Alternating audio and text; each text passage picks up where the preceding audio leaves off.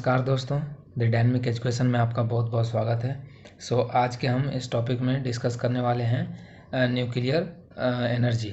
ठीक है, तो चलिए हम न्यूक्लियर एनर्जी को बिना टाइम वेस्ट किए हुए स्टार्ट करते हैं। न्यूक्लियर एनर्जी क्या होता है? जैसा कि आप नाम समझ रहे हैं, न्यूक्लियर के बारे में आपने पहले सुना भी होगा। जो एटम होता है, एटम के जो सबसे मिड पॉइंट होता है, आप एटम का यदि कंस्ट्रक्शन देखें तो मिड पॉइंट को हम क्या बोलते हैं? न्यूक्लियस।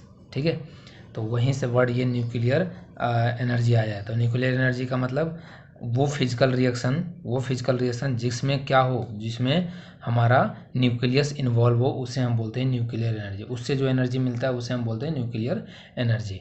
अब ये न्यूक्लियस का इन्वॉल्वमेंट का मतलब क्या है? जैसे बाहर आउटर मोस्ट सेल में क्या होता है? इलेक्ट्रॉन होता है। तो ये तो रिएक्शन हमेशा करता ही है। जब भी दो एटम को मिलाते हैं तो आप उसमें क्या होता है? दो मोलिक्यूल से मिलाते हैं तो रिएक्शन करता है। तो उसमें जो होते हैं उन, और जो दूसरा एटम होता है, ये एक एटम है, ये दूसरा एटम है, इनका आउटर मोस्ट में जो इलेक्ट्रॉन होते हैं वो इसमें पार्ट लेता है। लेकिन यदि न्यूक्लियस में यदि उस पर कोई रिएक्शन में इन्वॉल्व है तो उससे जो एनर्जी निकलेगा वो कहलाता है न्यूक्लियर एनर्जी। अब ये एनर्जी आता कैसे है? तो आप जानते हो कि बॉन्ड बॉन्ड आपने नाम सुना ही होगा। बॉन्ड बनना क्या होता है? बॉन्ड बनने में एनर्जी रिलीज होता है या देना पड़ता है? तो जब बनता है तो उसमें हमारा पता है कि एनर्जी क्या होता है।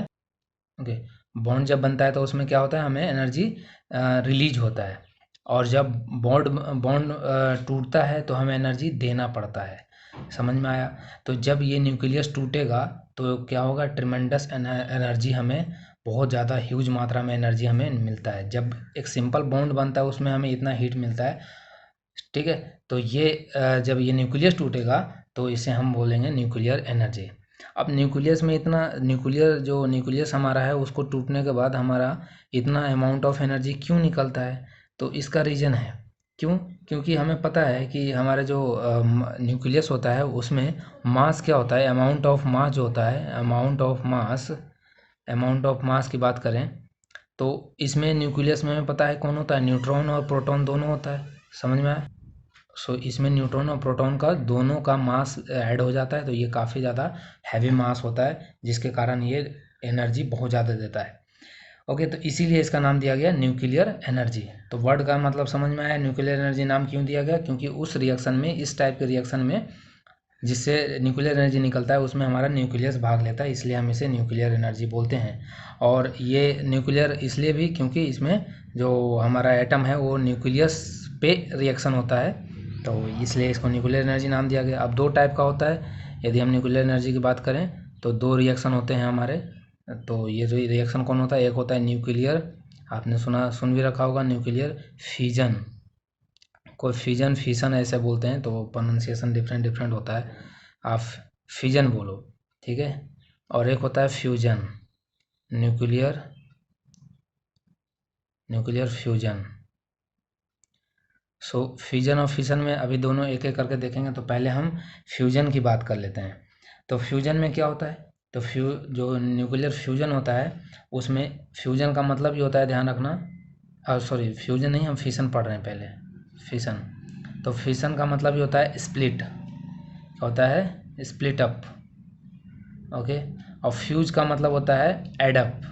ओके, फ्यूजन का मतलब स्प्लिट अप और फ्यूजन का मतलब एडअप। तो इसका मतलब यहाँ से क्या होगा? इस न्यूक्लियर फ्यूजन में जो होगा वो एक पार्ट के कोई मॉलिक्यूल्स क्या होगा? दो मॉलिक्यूल्स में टूटेगा। ओके, तो यहाँ पे कौन टूटता है? तो इसमें जो होता है वो हैवी न्यूक्लियस। अब वो हम इसमें वैसा जो किसको किसको बोलते हैं न्यूक्लियर, जो न्यूक्लियर फ्यूल होता है वो कौन कौन होता है? तो इसके लिए आपको फिर जब मैं केमिस्ट्री पढ़ाऊंगा तब वहाँ डिटेल में पढ़ेंगे कि रेडियो एक्टिव क्या होता है। रेडियो एक्टिव जो एलिमेंट होते हैं उसे हम कैसे प्रिडिक्ट करते हैं, कैसे पहचानते हैं। तो अभी आप याद रखिएगा रेडियो एक्टिव जो एटम होता है वो सब, जैसे यूरेनियम हो गया, ठीक है। अब यूरेनियम के बहुत सारे आइसोटॉप्स होते हैं, ठीक है। प्लूटोनियम हो गया और थोरियम हो गया। तो ये सब ये हमारे क्या है? रेडियो एक्टिव, और इसी से हमारा न्यूक्लियर एनर्जी मिलता है।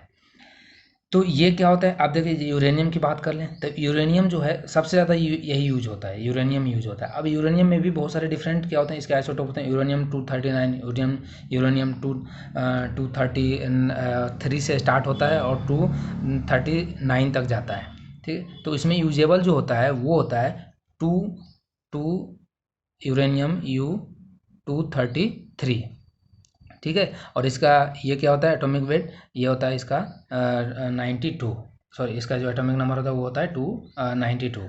और ये चेंज होते हैं, एटॉमिक मास इसके चेंज होते हैं। तो 233 से स्टार्ट होता है, यूरेनियम 239 तक जाता है। तो इसमें हम सबसे ज़्यादा यूज कौन होता है हमारा, वो होता है यूरेनियम का 233 और यूरेनियम का 235 यूज होता है हमारे फ्यूल में। जो टूट और क्या ये हमारे अर्थ में नेचुरली प्रेजेंट होता है, तो नहीं, ये यूरेनियम 235 जो है वो नहीं होता है। हमें जो अर्थ से निकलता है एक्सट्रैक्ट करके जो निकालते हैं वो यूरेनियम 239 से निकलता है। तो फिर इसको बनाते कैसे हैं, तो इसको हम बोलते हैं, इस प्रोसेस को बोलते हैं इनरिचमेंट ऑफ यूरेनियम। इसको हम बोलते हैं इनरिचमेंट, मतलब इसको इनरिच किया जाता है। पहले इसको तोड़कर यूरेनियम 235 और 233 में चेंज किया जाता है, फिर इसको एज ए फ्यूल यूज किया जाता है। तो बात आती है कि क्या यूरेनियम हमारे देश में है, तो थोड़ा सा हम अपने देश के बैकग्राउंड के बारे में बात कर लेते हैं, न्यूक्लियर में हम कहाँ पे हैं। तो न्यूक्लियर की बात करें तो न्यूक्लियर का आपको पता है सबसे जो जनक माने जाते हैं न्यूक्लियर एनर्जी का, वो डॉक्टर होमी जहांगीर भाभा। इन्होंने 1945 में ही प्रपोज कर दिया था कि एक हमारे पास भी न्यूक्लियर शक्ति होना चाहिए। फिर उन्होंने Tata institute of fundamental research को इन्होंने स्थापित किया। फिर उन्होंने न्यूक्लियर के नाम से एटॉमिक रिसर्च बनाया, जिसको कि आज हम भाभा एटॉमिक रिसर्च नाम से जानते हैं। उनको सम्मान देने के लिए उनका डेथ भी आपको पता ही होगा, हेलीकॉप्टर के एक्सीडेंट से हो गया था।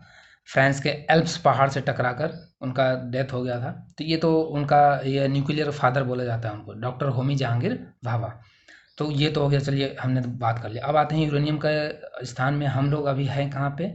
तो यूरेनियम देखो, यूरेनियम जो है वो हमारे पास ना के बराबर है, बिल्कुल ना के बराबर है। वो आंध्र प्रदेश और इधर वाले एरिया में जो थोड़ी बहुत कम मात्रा में निकलता है।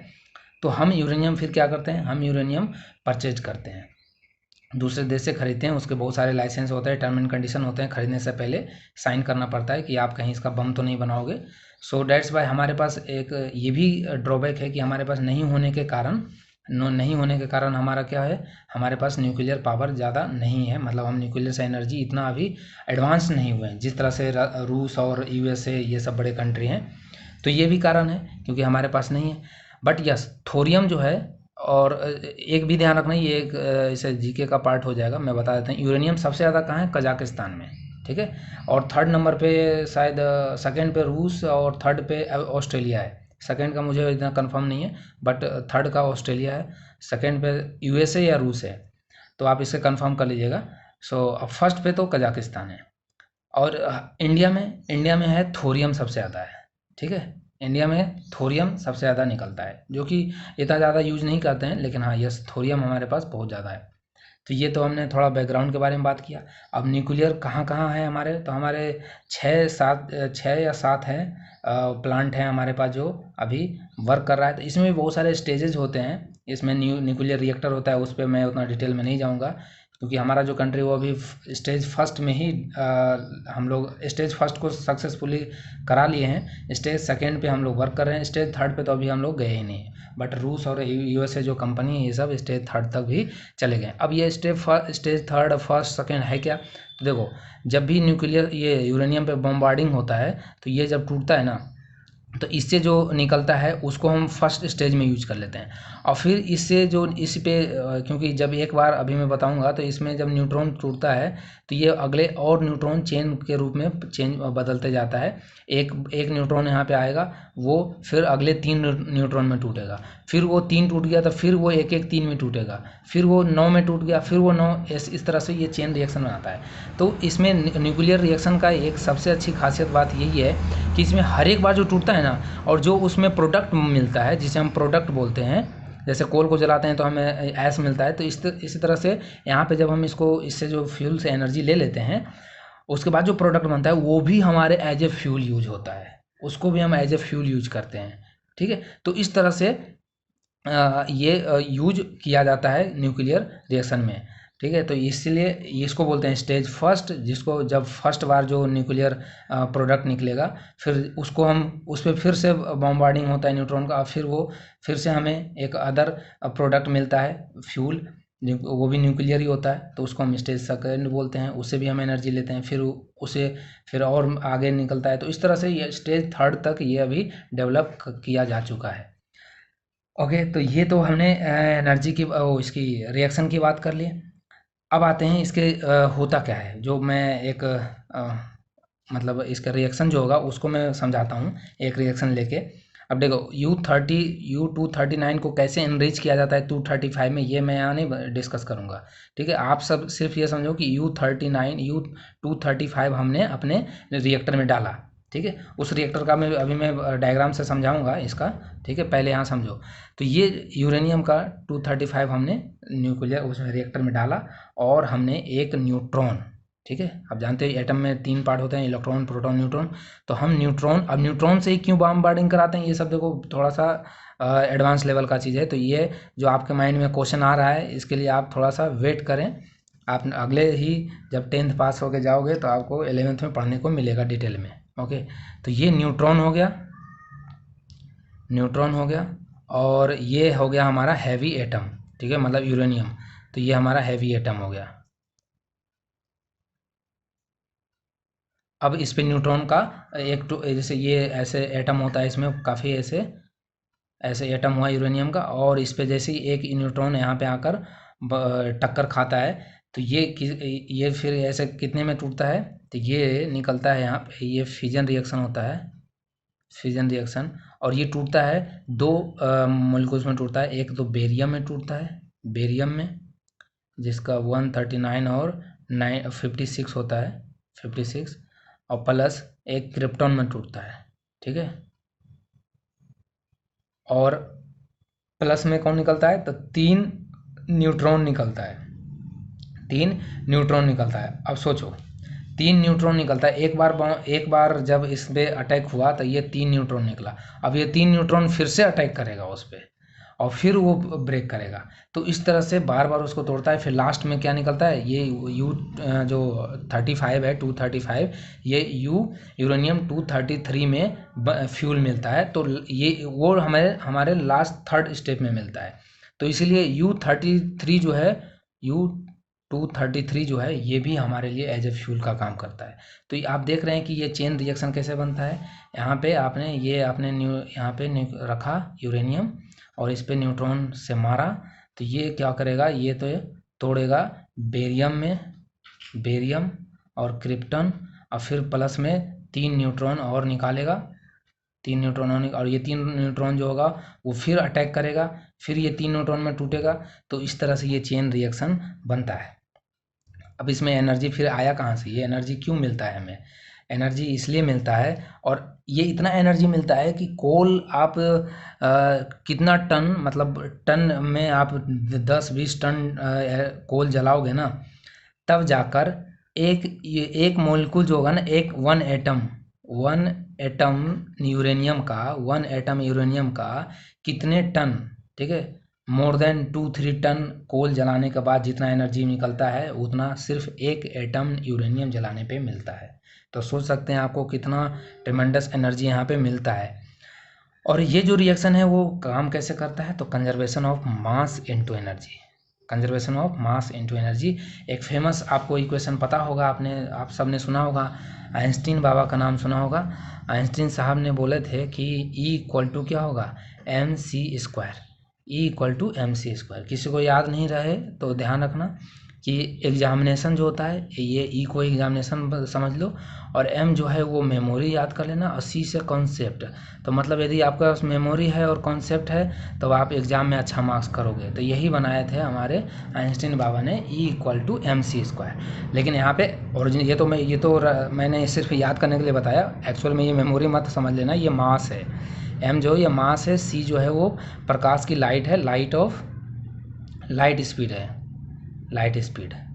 अब आपको स्पीड ऑफ लाइट पता होगा, 3 × 10⁸ मीटर पर सेकेंड, ठीक है, और उसका स्क्वायर।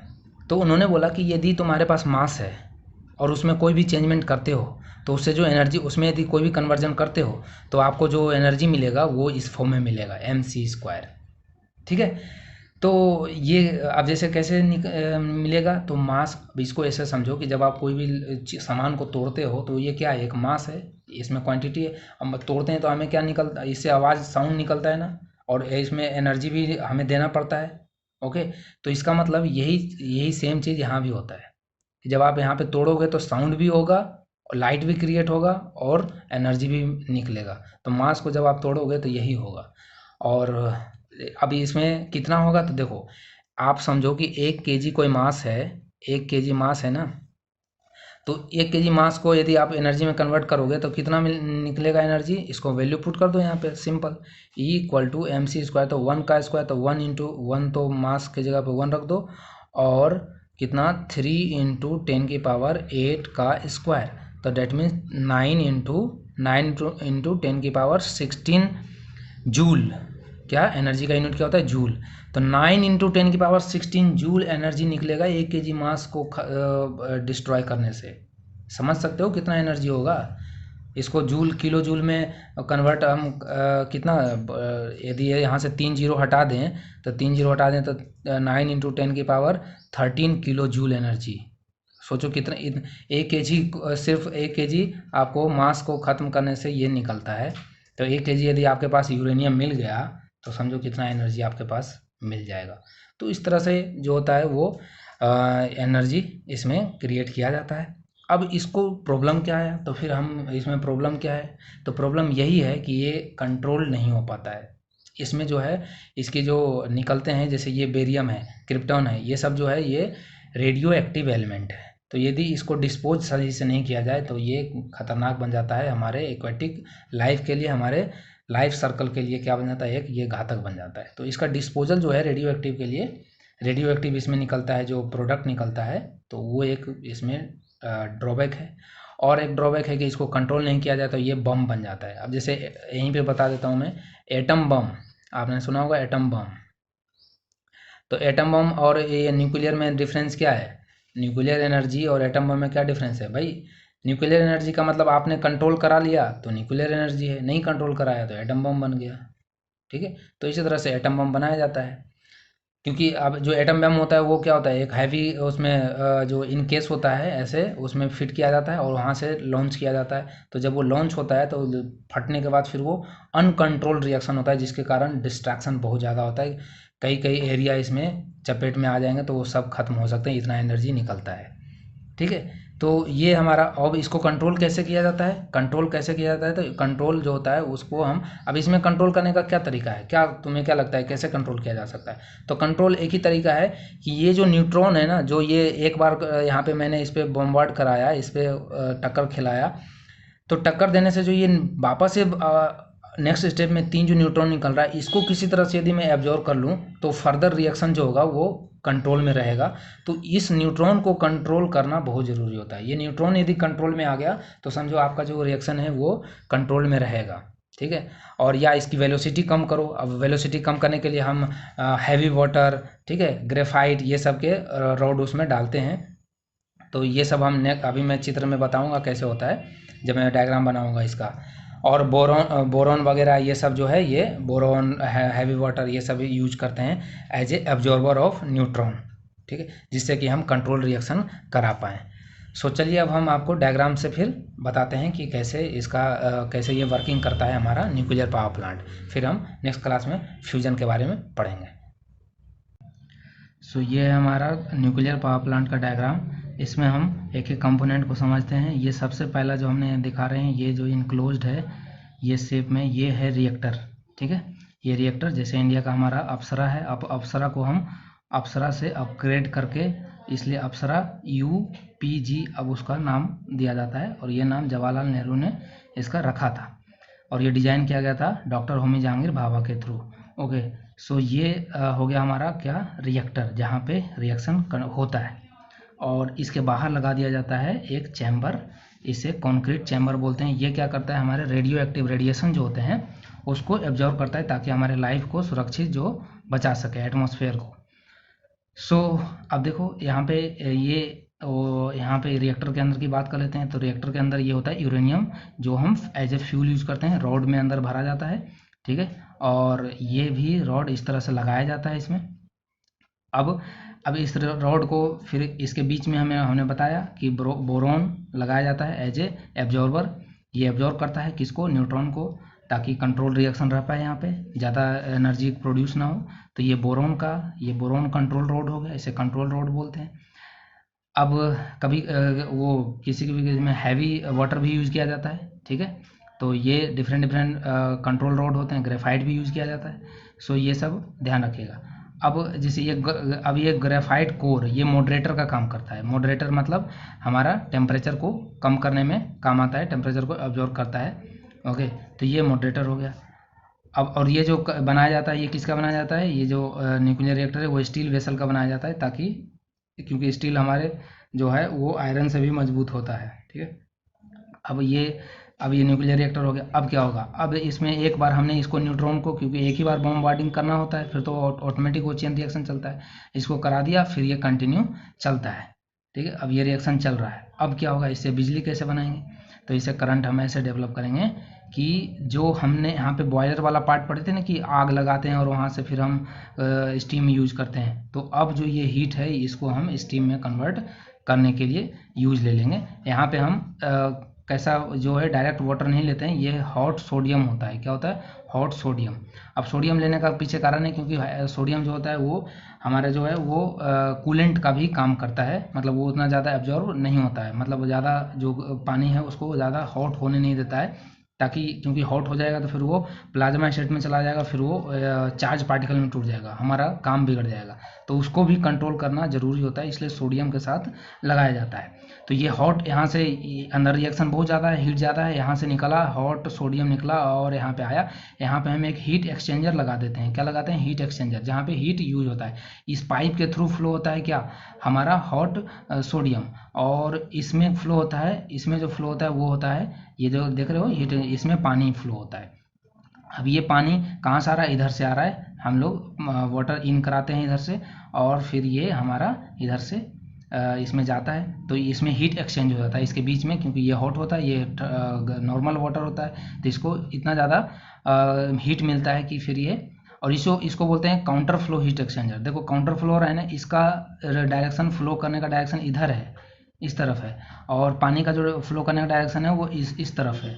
तो पहले यहाँ पर आता है, यहाँ पे हीट एक्सचेंज होता है इनके बीच में, और उसके बाद फिर ये वेपर में चेंज होता है। ये वेपर यहाँ पे हाई प्रेशर वेपर बन जाता है, और फिर ये हाई प्रेशर वेपर को हम स्टीम को यहाँ पे टरबाइन पे गिराते हैं। टरबाइन पे गिराने के बाद ये टरबाइन घूमता है, जनरेटर घूमा, और जनरेटर घूमने के बाद इलेक्ट्रिसिटी जनरेट हो गया। अब यहाँ से जो स्टीम निकलता है उसको कंडेंसर से हमने पढ़ा है, कंडेंसर का काम क्या है, कंडेंसर कंडेंस कर देता है, और ये कंडेंस करके फिर वाटर हो जाता है, फिर ये रिएक्शन चलता है, ये साइकिल चलता है इसमें। तो हमने thermal power plant, coal based thermal power plant, इसमें अंतर क्या हुआ कि वहाँ पे जो हमारा बॉयलर और फर्नेस वाला पार्ट था उसको हमने रिप्लेस कर दिया न्यूक्लियर रिएक्टर से, यही डिफरेंस है। बाकी सब वही सेम प्रोसेस, वही टरबाइन, वही कंडेंसर, वही जनरेटर रहता है। तो अब फिर डिफरेंस क्या है उसमें, तो वहाँ यही था कि वहाँ पे जो हमारा एनवायरनमेंट को बहुत ज़्यादा पोल्यूशन होता है, बहुत ही ज़्यादा पोल्यूशन होता है। तो और उसमें हमारा जो उसमें जो अवशेष निकलता है उसको कंट्रोल करना भी थोड़ा सा डिफिकल्ट होता है।